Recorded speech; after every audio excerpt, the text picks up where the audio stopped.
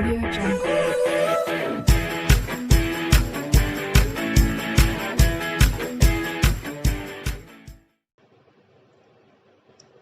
So now students, today I am going to start UP TGT 2001 Science question number 31।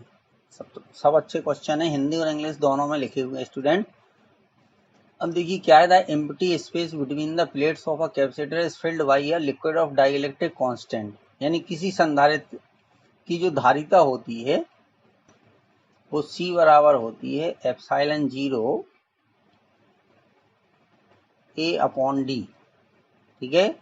लेकिन जब उनकी प्लेटों के बीच में अगर कोई हम डाई इलेक्ट्रिक कांस्टेंट K रख देते हैं, ठीक है, तो उसकी धारिता हो जाती है K एप्सिलॉन 0 A/D, यानी पहले से K गुनी हो गई। कितनी हो गई? पहले से K गुनी हो गई। तो इसलिए इसका जो फर्स्ट ऑप्शन है वो करेक्ट होगा। सेकंड में क्या देखिए, 3 माइक्रोफेरेड, 9 माइक्रोफेरेड, 18 माइक्रोफेरेड धारिता के 3 संधारित्र एक बार श्रेणी क्रम में, एक बार सीरीज में है, दूसरी बार पैरेलल में जोड़े गए हैं। तो इनकी तुल्य धारिता यानी CS/CP का रेशियो निकालना है, ठीक है। तो ये रेजिस्टेंस से अपोजिट होता है। सीरीज में जो इसका फॉर्मूला होता है वो 1/CS इक्वल टू क्या हो जाएगा कि 1/C1 plus 1/C2 plus 1/C3। तो इसको सॉल्व कर दीजिए, तो 1/3 प्लस 1/9, ठीक है, और प्लस 1/18, ये हो गया। तो इसका एलसीएम कितना आ गया देखिए, 18 आ गया, ठीक है। तो ये 6 हो गया, यहाँ 3 हो गया, 9 दूनी 18, ठीक है, और 18 एकम 18, तो 9/18 आ गया, यानी 1/2 आ गया, 1/2 आ गया, ठीक है। तो ये 1/2 हो गया। अब इसके बाद पैरेलल में है, तो CS की वैल्यू कितनी आ गई? CS की वैल्यू 2 आ गई, क्योंकि 1/CS की वैल्यू 1/2 आई। अब जब पैरेलल में इसको ऐड करेंगे तो CP इज इक्वल टू क्या होगा, 3 प्लस 9 प्लस 18, ठीक है। तो 9 3 12 18 30, और ये माइक्रोफेरेड में है, यहाँ पे माइक्रोफेरेड लिख दीजिए, ठीक है, यहाँ भी माइक्रोफेरेड आ जाएगा। बस अब इनका रेशियो फाइंड करना है, तो रेशियो फाइंड कर दीजिए। तो देखिए CS/CP जो आएगा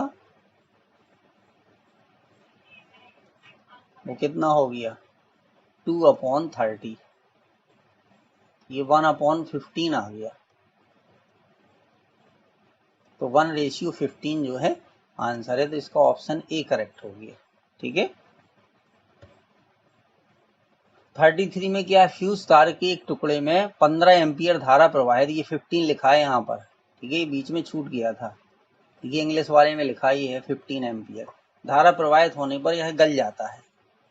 इस धारा पर यदि यह 22.5 वाट शक्ति उत्सर्जित करता है तब फ्यूज के तार का प्रतिरोध है। तो यहाँ पर फॉर्मूला लगेगा P is equal to I²R, ठीक है। तो P कितनी है, 22.5, ये हो गई। I कितनी है, 15, तो स्क्वायर है तो 15 × 15 हो जाएगा, इंटू R, और 15 × 15 का मल्टीप्लाई करोगे तो ये 225 होता है, ये आ जाएगा 22.5 अपॉन 225। फिर इसको सॉल्व करोगे तो 1/10 आएगा, और 1/10 का मतलब है 0.1 ओम। तो ऑप्शन इसका जो है 4 करेक्ट हो गया। इसमें क्या है देखिए, इसका फॉर्मूला होता है सीधा सीधा कि मैग्नेटिक फील्ड यानी चुंबकीय आघूर्ण M के चुंबकीय द्विध्रुव के कारण रेखा पर चुंबकीय क्षेत्र होता है। तो चुंबकीय क्षेत्र जो होता है द्विध्रुव आघूर्ण रेखा पर, ठीक है, समद्विभाजक रेखा पर होता है, वो होता है μ0/4π2m/r³। ये ऑप्शन 4 इसका करेक्ट हो जाएगा। 35 में क्या है देखिए, इलेक्ट्रिक फील्ड रिक्वायर, यानी हिंदी में पढ़ता हूँ, देखिए एक इलेक्ट्रॉन द्वारा आवेशित एवं द्रव्यमान की पानी की एक बूंद को लटकाए रखने के लिए आवश्यक वैद्युत क्षेत्र क्या होगा। तो देखिए बूंद तब लटकी रहेगी जब उसका भार ठीक है, यानी mg बराबर ये हो जाएगा, ठीक है, यानी उसका जो वैद्युत क्षेत्र है, ठीक है, QE, ठीक है, क्योंकि F बराबर क्या होता है, Q इंटू E होता है, ठीक है, और F बराबर जो है वो mg होता है,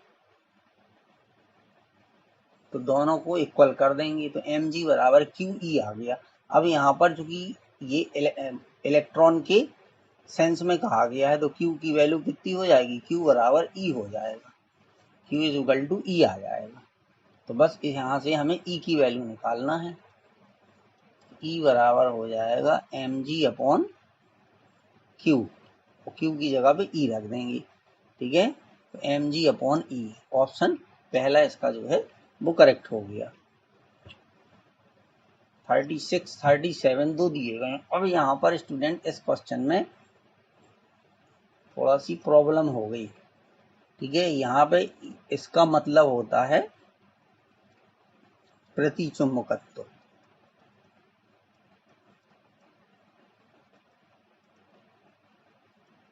प्रतिचुंबकत्व, और इसका मतलब होता है अनुचुंबकत्व।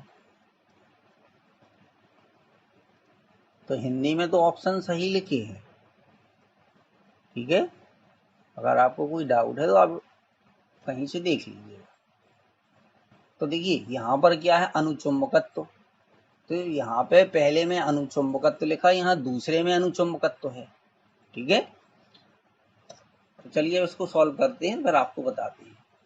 ये कह रहा है कि अधिकांश पदार्थों में कौन सा चुंबकीय गुण होता है, अनुचुंबकत्व का होता है कि प्रतिचुंबकत्व का होता है, ठीक है। तो देखिए प्रकृति में बहुत सारे सब्सटेंस हैं, प्रकृति में बहुत सारे पदार्थ हैं, और उनमें से मोस्टली क्या होना चाहते हैं, जितने भी पदार्थ हैं वो क्या करना चाहते हैं,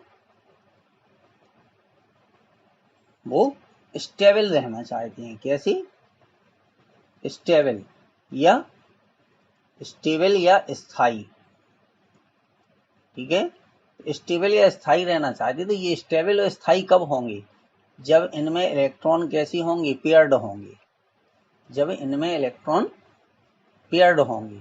तो पेयर्ड जब होंगे तो इसका मतलब है कि इसमें प्रतिचुंबकत्व जब होगा, कौन सा होगा, तो इसलिए जो अधिकांश पदार्थ हैं वो प्रतिचुंबकत्व या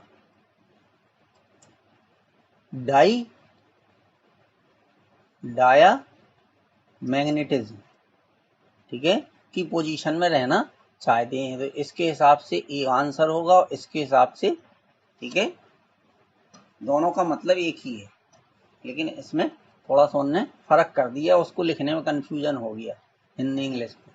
अकॉर्डिंग टू ब्रांस्टेड, कहाँ से, वाटर, तो वाटर देखिए क्या होता है, ब्रांस्टेड सिद्धांत के अनुसार जो है वाटर जो है एसिड और बेस दोनों का काम करता है, बोथ एसिड एंड बेस, ठीक है। तो यहाँ पे ये जो आंसर दिया है ये वाला, ये गलत है, आंसर 2, ठीक है, यानी इंग्लिश के हिसाब से आंसर कौन सा होना चाहिए, फर्स्ट होना चाहिए, ठीक है। तो ये हिंदी में लिखा है, ब्रांस्टेड परिकल्पना के अनुसार जल है, ठीक है, क्योंकि वाटर क्या बनाता है, देखिए H2O जो है ये H प्लस भी बनाता है और OH माइनस भी बनाता है, ठीक है। तो ये जो है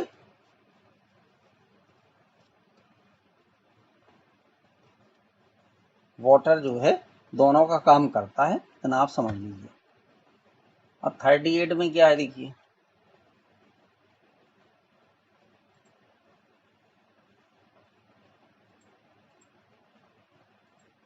चलिए देखिए 38 में क्या है कि an oxidising agent is a substance, ठीक है, जो ऑक्सीडाइजिंग एजेंट है एक सब्सटेंस है विच कैन एक्सेप्ट इलेक्ट्रॉन्स, क्या कर सकता है ये, इलेक्ट्रॉन को ग्रहण कर सकता है। ऑक्सीडाइजिंग एजेंट या इसको ऑक्सीकारक, वह पदार्थ है जो कर सकता है, इलेक्ट्रॉन को ग्रहण करता है, तो वो ऑक्सीकारक होता है।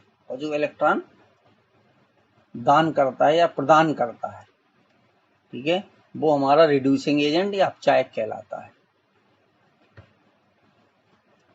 The gas that is heated up during Joule Thomson effect at ordinary temperature is. ठीक है, तो ये वाला क्वेश्चन अच्छा है स्टूडेंट्स, इसको समझ लीजिए। देखिए जूल थॉमसन इफेक्ट में कि हम क्या करवाते हैं, हम जो है गैस को एक्सपेंड कराते हैं, यानी गैस का प्रसार करते हैं। गैस को क्या कराते हैं, एक्सपेंड करवाते हैं।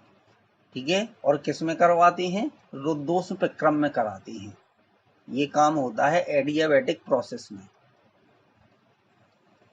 रुद्धोष्म प्रक्रम में। ठीक है, ये काम होता है रुद्धोष्म प्रक्रम में। ठीक है, अब देखिए इसमें कूलिंग इफेक्ट भी हो सकता है और हीटिंग इफेक्ट भी हो सकता है। अब इसमें क्या होता है कि यदि जो ऑर्डिनरी टेम्परेचर है यानी साधारण ताप है T, अगर ये ग्रेटर देन है, ठीक है, इन्वर्जन टेम्परेचर से, कौन सा, इन्वर्जन ताप। ठीक है, अगर T is greater than Ti है तो इसमें कौन सा इफेक्ट होगा, हीटिंग इफेक्ट होगा। कौन सा इफेक्ट होगा, हीटिंग इफेक्ट होगा, यानी तापन प्रभाव होगा। इसमें हीटिंग इफेक्ट होगा। तो अब इसमें दो गैसेज ऐसी होती हैं, एक होती है हाइड्रोजन और दूसरी होती है हीलियम के लिए। ठीक है, तो हाइड्रोजन और हीलियम के लिए जो होता है टेम्परेचर ऑफ इन्वर्जन जो होता है ये छोटा होता है ऑर्डिनरी टेम्परेचर से, या ऑर्डिनरी टेम्परेचर बड़ा होता है। तो इसलिए इन दोनों में, हाइड्रोजन और हीलियम में, ये जो है हीटिंग इफेक्ट होता है जूल थॉमसन प्रभाव के अनुसार। ठीक है, सामान्य ताप पर गर्म हो जाती। तो इसमें इन दो में से कौन सी गैस दी गई, हाइड्रोजन दी गई, इसलिए H2 इनका इसका आंसर है। 40 में क्या है, अब ये कह रहे निम्न में से किन की विमाएं समान है। ठीक है, तो देखिए दाब और घनत्व की समान नहीं होगी।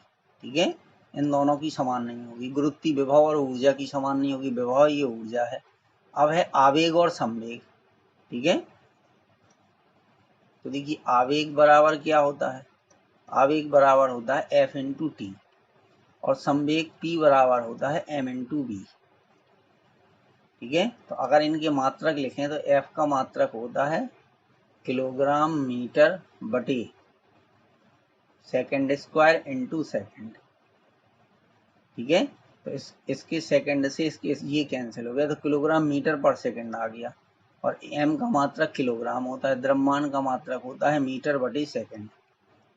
ठीक है, तो यही दो राशियां हैं जिनकी, ठीक है, जो विमाएं कह लीजिए या मात्रक, अगर उनकी यूनिट समान है तो उनकी डायमेंशन भी समान होगी। चलिए मैं डायमेंशन भी लिखे दे रहा है, इसकी डायमेंशन हो जाएगी ml, ठीक है, t की पावर -1, और इसकी भी डायमेंशन हो जाएगी ml t की पावर -1।